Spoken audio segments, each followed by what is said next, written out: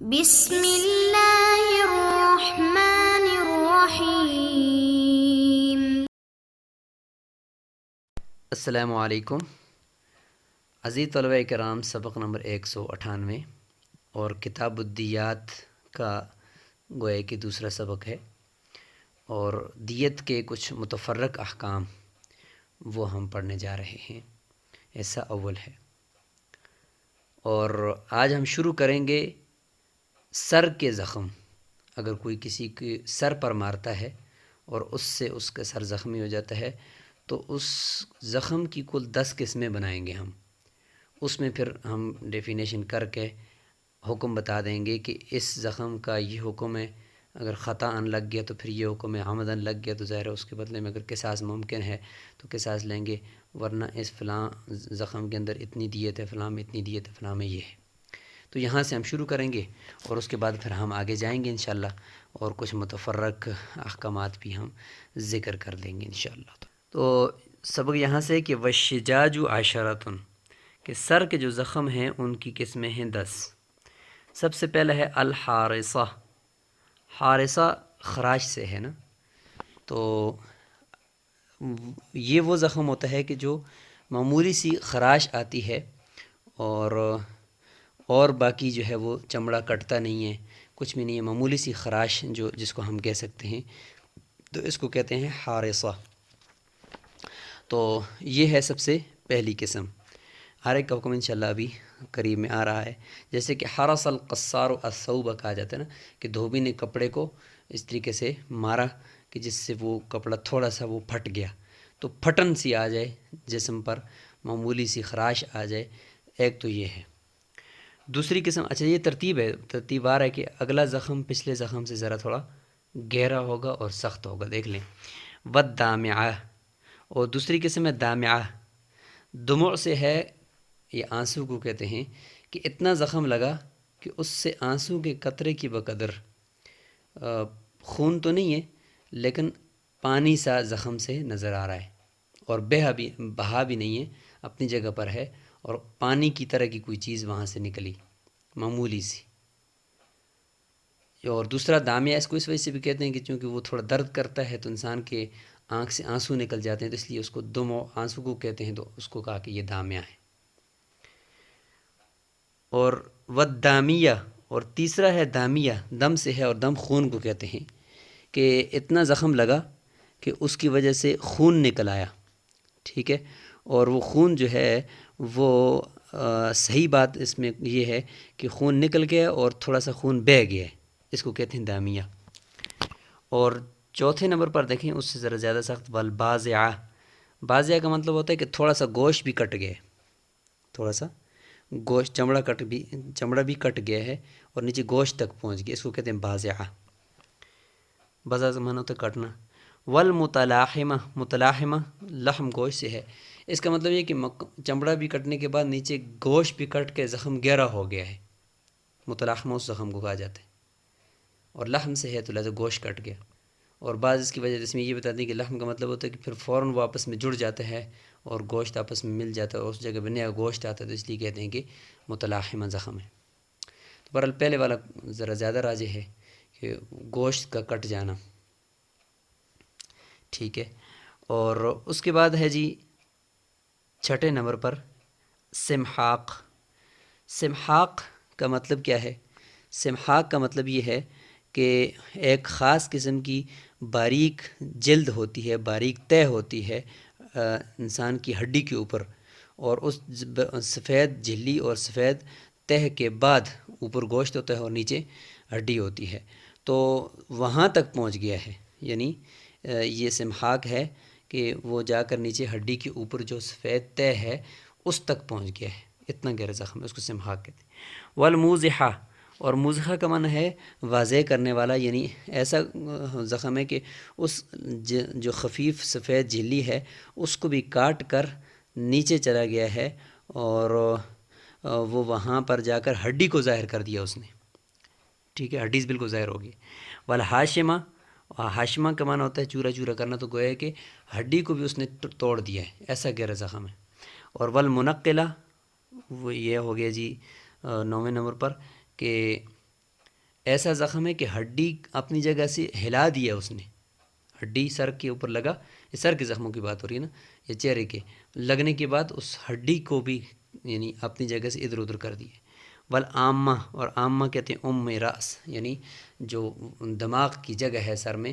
تو وہ نظر آنے لگ گیا، یعنی اس جگہ تک پہنچ گیا جہاں پہ دماغ ہوتا ہے، اتنا گہرا زخم، اور اس ہڈی کو بھی نقصان پہنچا دیا، اس کو کہتے ہیں عامہ۔ تو یہ ہیں جی 10 زخم بالترتیب، چھوٹے سے بڑا۔ اب اس میں حکم کیا ہے کہ اگر کسی نے یہ زخم ان میں سے کوئی ایک زخم لگا دیا، یا ان میں سے ظاہر ہے کہ اگر عامہ تک پہنچ گیا تو گویا کہ 10 کے 10 زخم اس میں آ گئے، اور زخم سب سے زیادہ گہرا ہو گیا، اسے کہاں تک پہنچا ہے تو وہ پھر دیکھ کر بتایا جا سکتا ہے۔ تو کہتے ہیں کہ ففی الموضحۃ القصاص، موضحہ جو یہ 6 نمبر پر ہے،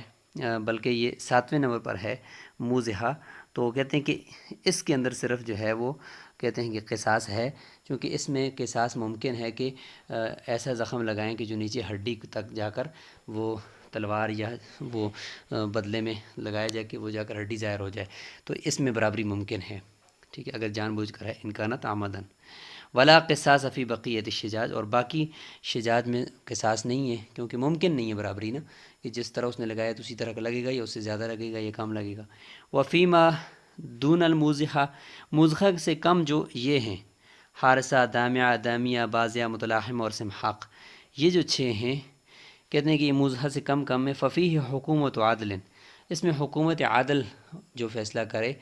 وہی لازم ہوگا، یعنی ان زخموں کے اندر کوئی خاص مقدار متعین نہیں ہے، بس اس وقت جو قاضی فیصلہ کر دے جتنا بھی، بس وہی لازم ہوگا۔ وفی الموضحۃ ان کانت خطأ، اگر موضحہ خطأ ہے تو پھر کیا ہوگا، کہتے کہ نصف عشر الدیہ، دیت کے عشر کا نصف، یعنی دیت کے 10ویں حصے کا نصف۔ تو دیت کے 10ویں حصے کا نصف کا مطلب کیا ہوتا ہے کہ 100 اونٹ کا 10واں حصہ ہے 10 اونٹ، 10 اونٹ کا نصف 5 اونٹ، سمجھ گئے، لہٰذا 5 اونٹ کل دیت کا 20واں حصہ بنتا ہے، لہٰذا نصف عشر کا مطلب ہوتا ہے دیت کا 20واں حصہ، کل کا 20واں حصہ۔ اور فی الحاشمتی، اور جہاں پہ ہڈی ٹوٹ گئی تھی تو اس میں عشر دیت، دیت کا 10واں حصہ، یعنی 10 اونٹ اس میں لازم ہوں گے۔ اور اس کے بعد آگے ہے جی وہ فی المنقلتی، اور جہاں پہ ہڈی ایک جگہ سے دوسری جگہ کی طرف ہل گئی ہے، حرکت کر گئی ہے، اس میں 10 اونٹ عشرن و نصف عشر دیہ، اور ساتھ ساتھ ایک تو 10 اونٹ اور ساتھ ساتھ دیت کا 20واں حصہ، نصف عشر کا مطلب 20واں حصہ، یعنی 5 اونٹ، گویا کہ 10 اور 5 15 اونٹ ہوں گے۔ اور فی العامتی، اور عامہ یعنی جس میں جا کر دماغ تک پہنچ گیا ہے زخم، ثلث الدیت، دیت کا ثلث یعنی 33.33 اونٹ لازم ہوں گے۔ وفی الجائفتی، اچھا اب یہاں سے وہ زخم ہیں جو پیٹ کے اندر مار دیا، تو اس کا ذکر کیا جا رہا ہے کہ وہ زخم جو پیٹ کے اندر ہے اس کو جائفہ کہتے ہیں نا، پیٹ کے اندر جوف سے ہے، تو یہ شجاج نہیں ہے، یہ وہ زخم ہے جو پیٹ کا ہے، لیکن اس میں ثلث الدیتی، دیت کا ثلث لازم ہوگا، کیونکہ حدیث میں بھی ہے کہ فی الجائفتی ثلث الدیتی۔ لیکن فإن نفذت، اگر وہ آر پار ہو گیا ہے، یعنی پیٹ سے مارا اور پیچھے پیٹھ سے نکل گیا، اتنا بڑا گہرا زخم ہے، تو یہ تو 2 ہو گئے نا، کہ 2 اس طرف سے بھی زخم ہو گیا، اس طرف سے بھی ہو گیا، تو فہی جائفتان، 2 ہوں گے، ففیہما ثلثا الدیت، تو اس میں 2 ثلث دیے، یعنی 66 اونٹ لازم ہوں گے۔ وفی اصابع الید نصف الدیت، کہتے ہیں کہ ہاتھ کی جو انگلیاں ہیں، ہاتھ کی جو انگلیاں ہیں اس میں نصف دیت ہے، یعنی ایک ہاتھ کی 5 انگلیاں، ایک ہاتھ کی 5 انگلیاں اس میں نصف دیت ہے، ظاہر 2 ہاتھوں کی جو ہوتی ہیں اس میں پوری دیت ہوتی ہے۔ فإن قطعها مع الکف، اگر اس کو کلائی سمیت کاٹا ہے، ففیہا نصف الدیت، پھر تو نصف دیت ہے۔ وإن قطعها مع نصف الساعد، اگر اس نے نصف بازو کے ساتھ کاٹا ہے، ففی الکف نصف الدیت، لہذا کف تک یعنی ہتھیلی تک تو جو پورا ہاتھ اس کے اندر تو نصف دیت ہے۔ وفی زیادتی، اور پیچھے جب آدھا بازو کٹ گیا ہے اس میں حکومت عادل، اس میں کوئی مقدار شرعی مقرر نہیں، لہذا قاضی حکومت عادل ہی جو فیصلہ کرے وہی ہوگی۔ وفی الاصبع الزائدتی، 6 انگلیاں بھی ہوتی ہیں نا بعض مرتبہ، تو کہتے ہیں کہ جو 6ٹھی انگلی زائد انگلی ہے تو اس کے اندر اس کے کاٹنے سے بھی کچھ لازم ہوگا، تو فرماتے کہ حکومت و عادل، اس میں بھی حکومت عادل ہوگی جو فیصلہ کرے، چونکہ شریعت نے کوئی اس میں خاص مقدار متعین نہیں کی۔ وفی عین الصبی و لسانہ، یہ وہ آگے کہ وہ اعضاء جن کے بارے میں پتہ نہیں کہ یہ بعد میں کارآمد بھی ہیں یا یہ بچے کے یہ والا عضو شل ہے کیا ہے، لیکن فی الحال وہ کسی نے کاٹ دیا ہے، تو کہتے ہیں کہ بچے کی آنکھ ہے، بچے کی زبان ہے، بچے کا اعلیٰ تناسل یعنی ذکر ہے، کہتے ہیں کہ اذا لم یعلم صحت، جب ان کے صحیح ہونا پتہ نہ ہو، حکومت عادل، اس میں بھی حکومت عادل ہے کہ جتنا حکومت فیصلہ کرے۔ اب یہ متفرق مسائل چل رہے ہیں، اس میں دوسرے نمبر پر یہ کہ جنایت سرایت کر جائے دوسری جنایت کی طرف، جیسے ومن شج رجلا موضحۃ، ایک آدمی نے دوسرے کے سر پہ زخم لگایا، زخم تھا موضحہ، ہڈی نظر آ رہی تھی، فذهب عقلہ، لیکن اس کے ساتھ اس بندے کی عقل چلی گئی، وہ بندہ مجنون ہو گیا، او شعر راسہ، یا اس کے بال جو ہے وہ بالکل اڑ گئے اور وہ دوبارہ نہیں آ رہے، کہتے ہیں کہ دخل عرش الموضحۃ فی الدیۃ، کہتے ہیں کہ دیت تو ابھی کامل ہوگی، کیونکہ عقل چلی گئی تو عقل میں کامل دیت ہوتی ہے، اور ساتھ ساتھ جو ہے وہ بال چلے گئے تو بال میں بھی کامل دیت ہوتی ہے، لیکن ساتھ ساتھ چونکہ موضحہ زخم ہے تو اس کا کیا کریں، تو کہتے ہیں کامل دیت جو لازم ہوگی اسی کے اندر تداخل ہو جائے گا یہ موضحہ زخم کی دیت کا بھی، وہ الگ سے نہیں ہوگی۔ وَإِنْ ذَهَبَ سَمْعُهُ أَوْ بَصَرُهُ أَوْ كَلَامُهُ،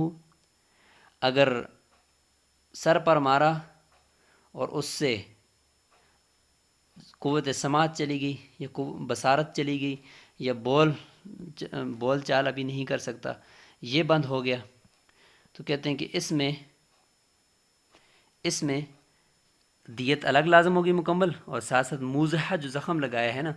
اس کی عرش الگ سے ہوگی، فعلیہ عرش الموضحۃ مع دیت، کہتے ہیں کہ دیت کے ساتھ ساتھ جو موضحہ زخم ہے اس کی عرش اور جنایت بھی پوری کی پوری لازم ہوگی۔ تو اچھا فرق یہ ہوا کہ پیچھے جب مارا سر پر اور عقل چلی گئی تو اس صورت میں فرمایا کہ کامل دیت کے اندر موضحہ زخم کی دیت بھی وہ اسی میں تداخل ہو جائے گا، لیکن اگر قوت سماعت چلی گئی یا بصارت چلی گئی یا گویائی چلی گئی،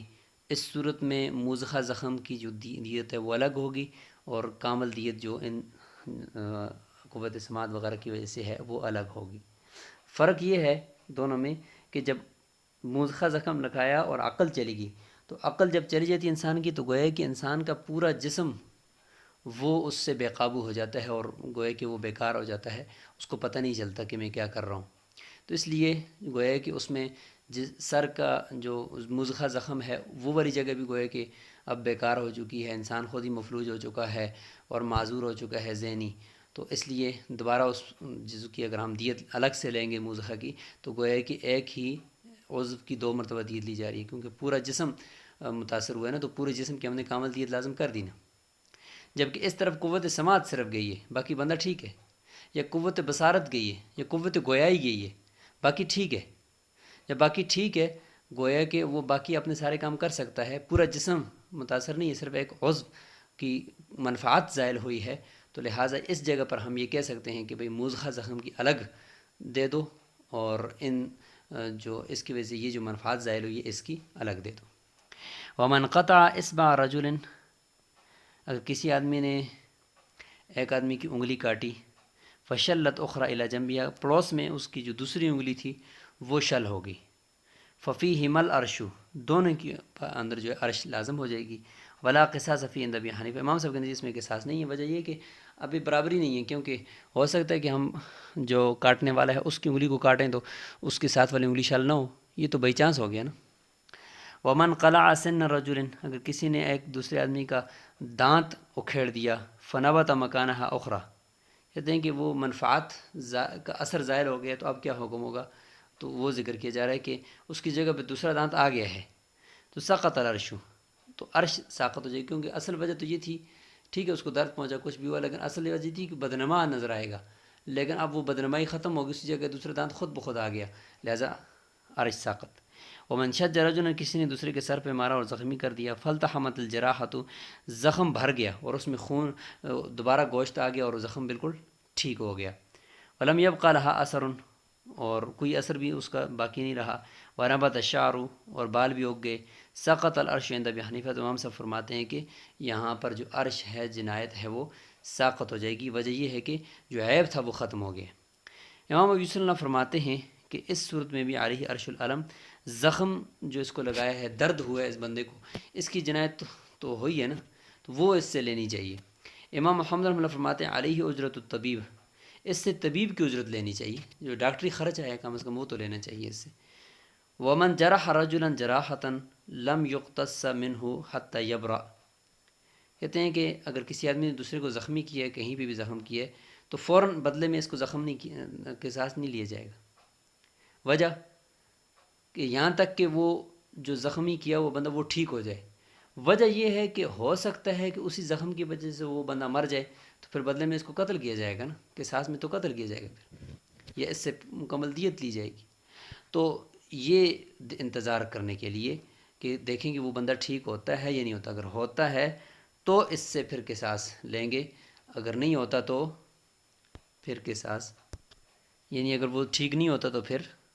ظاہر ہے کہ بعد میں پھر وہ حکم چینج ہو جائے گا کہ اب اس سے عرش نہ لی جائے عضو کی، بلکہ اب اس کے قصاص یا کامل دیت جو جسم کی ہوتی ہے وہ لی جائے۔ تو اس لیے انتظار کریں گے کہ بعد میں یہ زخم ٹھیک ہوتا ہے یا نہیں ہوتا۔ ومن قطع ید رجل خطأ، ایک آدمی نے دوسرے آدمی کا ہاتھ غلطی سے کاٹ لیا، خطأ کٹائے، ثم قتلہ خطأ، پھر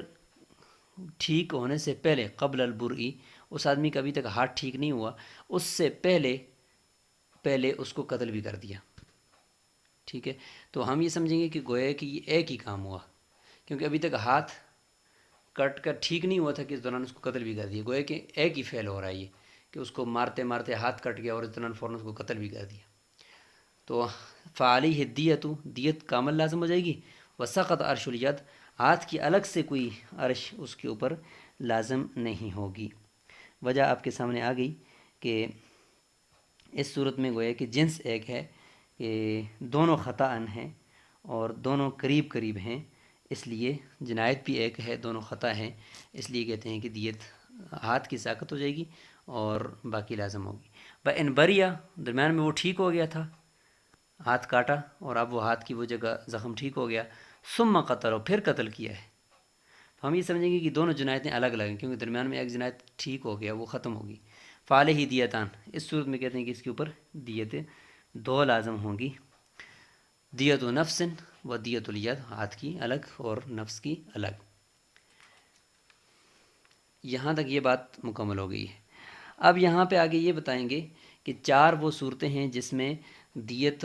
وہ عاقلہ پر نہیں آئے گی، کمیونٹی کے لوگوں پر نہیں آئے گی، خاندان والوں پر نہیں آئے گی، ساتھ صرف اور صرف قاتل نے خود دینی ہوگی۔ تو یاد رکھیں اس میں اصول یہ ہے کہ جس جنایت کا، جس جرم کا خود جنایت کرنے والا جانی اعتراف کر لے تو اس کی دیت اس کے اپنے مال سے دی جاتی ہے۔ عاقلہ اعتراف کرنے والی جو دیت ہوتا ہے وہ عاقلہ یعنی خاندان وہ نہیں دیتا۔ اور اسی طریقے سے وہ دیت جو ابتداءً تو لازم نہیں ہوئی بلکہ صلح کے بعد لازم ہوئی ہے، یعنی اصل تو قصاص لازم تھا، بعد میں صلح ہو گیا، قصاص کی جگہ پہ دیت آ گئی ہے، تو اس صلح کی وجہ سے جو دیت لازم ہوئی یہ عاقلہ کے اوپر نہیں آئے گی۔ حدیث میں بھی آتا ہے کہ عاقلہ ان دو قسم کی دیت نہیں دیں گے، البتہ یہ ہے کہ جو ابتدا سے ہی دیت لازم ہوئی ہے وہ عاقلہ دیں گے، لہٰذا صلح سے جو ہوئی ہے وہ بھی عاقلہ نہیں دیں گے، اور جس کا اس نے خود اعتراف کیا ہے وہ بھی عاقلہ نہیں دیں گے۔ وکل عامد سقط فیہ القصاص، کہتے ہیں کہ ہر وہ قتل عامد جس میں کسی شبہ کی وجہ سے بشبہۃ، کسی شبہ کی وجہ سے قصاص ساقط ہو جائے، فدیت فی مال القاتل، اس صورت میں بھی جو دیت ہے وہ قاتل کے مال میں سے ہوگی۔ ظاہر ہے کہ ابتداءً دیت نہیں ہے، ہم نے کہا کہ ابتداءً دیت جس میں ہو تو وہ عاقلہ پر ہوتی ہے، جبکہ یہاں پہ ابتداء نہیں ہوا، بعد میں کوئی صلح ہو کر دیت ہو گئی ہے، اصل میں تو قصاص تھا، لہٰذا یہ عاقلہ نہیں دیں گے۔ وکل عرش وجب بالصلح، اب دوسری آگے جی کہ ہر وہ جنایت عرش یعنی کسی بھی عضو کی دیت جو صلح سے واجب ہو جائے، والاقرار یا اقرار سے لازم ہو جائے، فهو فی مال القاتل، یہ بھی قاتل کے مال سے ہوگی۔ نمبر 2 ہو گیا۔ نمبر 3 وَإِذَا قَتَلَ الْأَبُ ابْنَهُ عَمَدًا، باپ نے اپنے بیٹے کو جان بوجھ کر قتل کر دیا ہے، فدیت فی مالہ فی 3 سنین، تو اس میں بھی دیت اس کے اپنے مال سے ہوگی، 3 سالوں میں اس سے لی جائے گی۔ وکل جنایت اعترف بها الجانی، چوتھی آگی کہ ہر وہ جنایت جس کا جنایت کرنے والا اعتراف کر لے، فہی فی مالہ، یہ بھی اس کے مال میں سے ہوگی۔ ولا یصدق علی عاقلتہ، عاقلہ کے اوپر اس کی تصدیق نہیں کی جائے گی۔ اگر وہ کہتے ہیں کہ یہ عاقلہ کے اوپر بھی ہوگی تو کہتے ہیں کہ اس بار میں اس کی تصدیق نہیں کی جائے گی، بلکہ یہ خود ہی اس کو ادا کرے گا۔ غیر مکلف جنایت کر لے، اس کا کیا حکم ہے؟ تو فرمایا کہ وعمد الصبی والمجنون خطأ، جان بوجھ کر بچے نے کسی کو پتھر مارا، جان بوجھ کر مجنون پاگل نے کسی کو مار دیا، تو اس کو ہم خطا پر ہی محمول کریں گے، کیونکہ ان کا عمد وہ خطا ہے۔ وفی ہے دیت والا العقل، اور اس میں پھر عاقلہ پر دیت ہے کہ گھر والوں نے اس کو روکا کیوں نہیں، لہٰذا دیت دینی پڑے گی۔ یہ ہو گیا جی یہاں پر مکمل۔ اور پانچویں بحث ہے جی قتل بالسبب، اور جس کو ہم کہہ سکتے ہیں کہ انسان راستے میں کوئی چیز ایسی چھوڑ دے جس کی وجہ سے دوسرا آدمی مر جائے دوسرے کی زمین میں، تو اس کا حکم کہ ومن حفر بئرا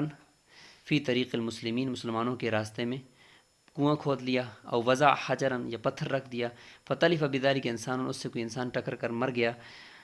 فدیت ہو علی عاقلتی، اس کے عاقلہ پر اس کی دیت لازم ہوگی۔ وان تلف بہ بہیمۃ، اگر کوئی جانور اس کے سے ٹکر کر مر گیا، فضمانها فی مالہ، تو اس کے اپنے مال سے اس کا ضمان دیا جائے گا۔ وان اشرع فی الطریق روشنا، اپنا ہی روشن دان ہے اور اپنا ہی میزاب ہے، او میزابا، پر نالا اپنی کھڑکی سے یا اپنے دروازے سے باہر اتنا رکھ دیا ہے کہ سامنے لوگوں کی جو گلی میں راستہ جا رہا تھا اس راستے کے اوپر چلا گیا ہے، فسقط علی انسان، پھر وہ کبھی ایسا ہوا کہ بارش کے دوران وہ پر نالا بھاری ہوا یا وہ روشن دان بھاری ہوا، وہ گر گیا کسی انسان پر، فاتب، اور اس سے کوئی انسان جو ہے وہ زخمی ہو گیا یا ہلاک ہو گیا، تو اس صورت میں کیا حکم ہوگا؟ تو وہ ذکر کیا جا رہا ہے کہ فرمایا کہ اس صورت میں یہ حکم ہے کہ ودیت والا عاقلت ہی، اس صورت میں بھی دیت جو ہوگی وہ عاقلہ کے اوپر لازم ہوگی۔ ولا کفارت علی حافر البئر وواضع الحجر، لیکن یہاں اس صورت میں کفارہ نہیں ہوگا کنواں کھودنے والے کے اوپر اور اسی طریقے سے پتھر رکھنے والے کے اوپر، چونکہ یہ قتل اس نے جان بوجھ کر یا بالمباشر جا کر نہیں کیا بلکہ سبب بنا ہے، تو جب تک کوئی انسان بالمباشر جا کر کوئی کام فعل نہ کرے تو اس صورت میں کفارہ لازم نہیں ہوتا۔ اسی کے برعکس اگر کسی نے اپنی ملکیت میں کنواں کھودا، ومن حفر بئرا فی ملکی ہی، پہلے تو یہ تھا کہ دوسرے مسلمانوں کے راستے میں کھودا نا، غیر کی ملک میں، اس لیے وہ لازم تھا اس کے اوپر زمان۔ یہاں پہ یہ ہے کہ اپنی ملکیت میں کھود دیا، فعاتب بہا انسان، اگر اس میں کوئی انسان گر کر مر گیا، لم یزمن، پھر یہ ضامن نہیں، کیونکہ اس نے اپنی ملکیت میں تو انسان ہر طرح کا تصرف کر سکتا ہے، دوسروں کو اپنی جان بچانی چاہیے۔ والراکب ضامن لما اوطأت، یہاں پہ سواری کے جو جنایت ہوتی ہے اس کے مسائل شروع ہو گئے ہیں کہ اگر بہیم یعنی جانور، اسی طریقے سے گاڑی کے مسائل بھی انشاءاللہ آگے آئیں گے، اور اسی میں بھی آپ سمجھ سکتے ہیں کہ گاڑی کے نیچے کوئی آ کر مر گیا تو اس کا کیا حکم ہو گیا، چونکہ وہ جو ڈرائیور ہوتا ہے وہ اس کو سائق کہتے ہیں، یہ ظاہر ہے کہ اس کا انجن آگے ہوتا ہے اور ڈرائیور اس کو پیچھے سے ہنکا رہا ہوتا ہے، تو اس کا حکم بھی یہاں پہ اسی طریقے سے سمجھا جا سکتا ہے۔ کہتے ہیں کہ یہ جو راکب ہوتا ہے، جو سوار ہوتا ہے، وہ ضامن ہوگا کس کا؟ اس چیز کا اوطأت الدابۃ، جس کو جانور یعنی سواری روند لے، اپنے پاؤں کے نیچے روند لے، تو ظاہر اس کو دیکھنا چاہیے تھا کہ یہ کیوں روند دی اس نے، لہٰذا یہ ضامن ہوگا۔ وما اصابتہ بیدہا، اور جس کو وہ اپنے اگلے دو پاؤں، جس کو ید کہا ہے، ان سے اگر روند دے تو ظاہر کہ سائق ہے، راکب اس کو یعنی اوپر سوار ہے، اس کو نیچے نظر آنا چاہیے۔ او قدمت، یا کسی کو اس نے اس طریقے سے دھکا دیا اور وہ گر گیا، تو اس صورت میں بھی فرماتے ہیں کہ یہ ضامن ہوگا۔ ولا یضمن ما نفحت برجلها او ذنبها، پچھلے پاؤں سے، سواری نے پچھلے پاؤں سے یا دم سے کسی کو پیچھے مار دیا، دھکا دے دیا، تو اس کا وہ ضامن نہیں، کیونکہ اس کو پیچھے نہیں پتہ کہ وہ کیا کر رہی ہے۔ فَإِن رَاثَتْ أَوْ بَالَتْ فِي الطَّرِيقِ فَعَاتِبَ بِهَا إِنسَانٌ لَمْ يَضْمَنْ، راستے میں اس نے کوئی لید کر دی یا پیشاب کر دیا سواری نے، خچر نے، گھوڑے نے، تو کہتے ہیں کہ اس سے کوئی انسان اگر گر کر مر گیا، ذرا اس کا تو سروکار نہیں، وہ ساتھ اس کی کوئی شاپر تو نہیں باندھ سکتا، تھیلی تو نہیں باندھ سکتا نا کہ بھائی یہ نیچے نہ گرے، بلکہ وہ تو گرے گا راستے میں، اگر اس کی سواری کا جو لید وغیرہ ہوگی تو راستے میں ہی گرے گی، تو ہر انسان کو اپنی جان اس صورت میں خود بچانی چاہیے، اس کا وہ ضامن نہیں ہوگا۔ والسائق، سائق یہ جو پیچھے سے ہنکا رہا ہوتا ہے جانوروں کو یا سواری کو، ضامن ہوگا کس کا؟ لما اصابت بیدہا او رجلہا، اپنے اگلے پاؤں سے یا پچھلے پاؤں سے سواری جس کو رون دے یا پہنچ جائے، نقصان پہنچائے، اس کا وہ ضامن ہوگا، ظاہر ہے کہ وہ پیچھے سے ساری صورتحال کو دیکھ رہا ہے۔ والقائد، اور جو آگے سے کھینچ رہا ہے سواری کو، ضامن، وہ ضامن ہوگا لما اصابت بیدہا دون رجلہا، وہ صرف اگلے پاؤں کے ساتھ اگر وہ کسی کو نقصان پہنچا دے اس کا وہ ضامن ہوگا، پیچھے جو پاؤں ہیں اس کے ساتھ اگر وہ کوئی چیز کو نقصان پہنچا دیتی ہے سواری، اس کا وہ ضامن نہیں ہو، کیونکہ اس کو پچھلی طرف نظر نہیں آ رہی۔ اور من قاد قطارن، اگر کسی کوئی اونٹوں کی یا گھوڑوں کی قطار لے کر جا رہا ہے اور اس کی قیادت کر رہا ہے، یعنی آگے آگے ان کے جا رہا ہے، تو فہو ضامن لما اوطأہ، کہتے ہیں کہ وہ ضامن ہوگا اس قطار کے نیچے، جو اس کے یہ قطار جس چیز کو رون دے گی، نیچے پاؤں تلے دے گی، زخمی کرے گی یا نقصان پہنچائے گی، تو اس کا یہ ضامن ہوگا۔